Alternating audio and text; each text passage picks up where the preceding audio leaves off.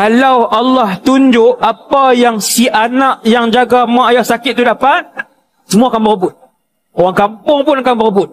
Kenapa yang si anak tu dapat? Dia lebih-lebih lagi ketika mereka uzur. Waktu uzur tu kita ambil. Bukan seorang 2 minggu. Bukan seorang sebulan. Ada yang buat giliran sebulan. Mak ni tengok aja kan. Usung lah dia. Pitang tu. Dia tak boleh buat apa. Usung pitang ni. Usung pi sana. Usung pi rumah ni.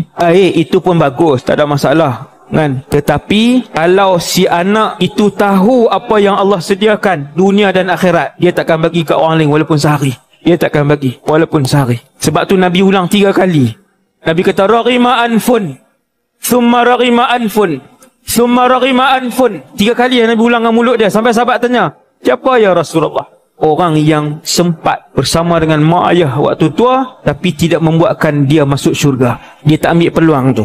Dia tidak ambil peluang itu.